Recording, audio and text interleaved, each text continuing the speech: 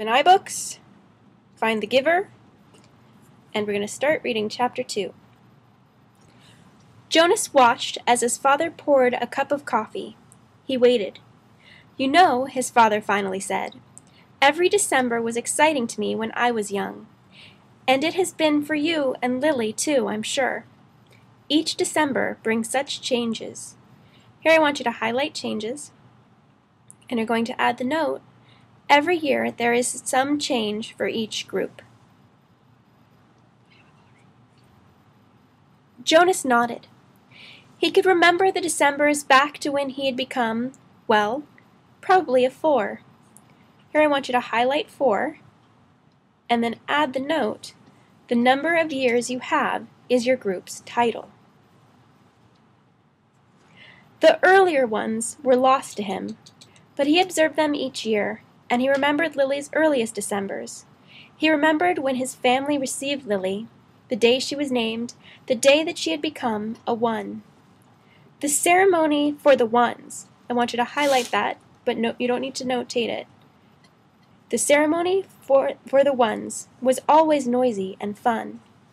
Each December, all the children born in the previous year turned 1. One at a time, there were always 50 in each group, if none had been released. They had been brought to the stage by the nurturers who had cared for them since birth.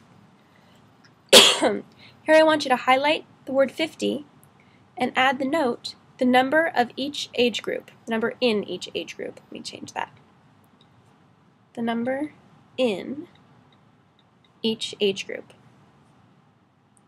Some were already walking, wobbly on their unsteady legs. Others were no more than a few days old, wrapped in blankets, held by their nurturers. "I enjoy the naming," Jonas said. His mother agreed, smiling. "The year we got Lily, we knew, of course, that we'd received our female, because we'd made our application and been approved. But I'd been wondering and wondering what her name would be. I could have sneaked a look at the list prior to the ceremony," Father confided. "The committee always makes the list in advance, and it's right there in the office at the nurturing center.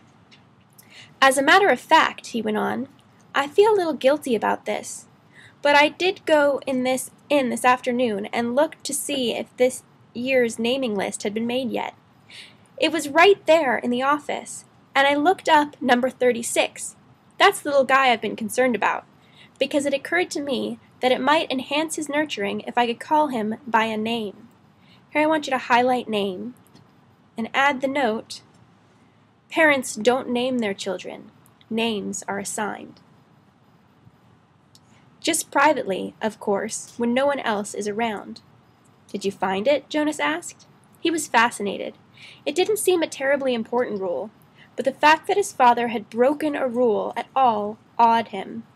Here I want you to highlight "broken a rule at all awed him" and add the note, "Didn't surprise but awed. Rules are rarely broken in this community."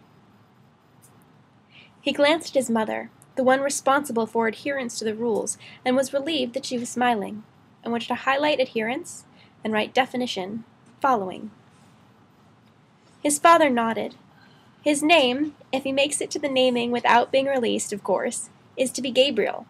Highlight Gabriel just so you know the kid's name. "So, I whisper to him when I feed him every 4 hours, and during exercise and playtime, if no one can hear me. I call him Gabe, actually," he said and grinned. "Gabe," Jonas tried out. "A good name," he decided.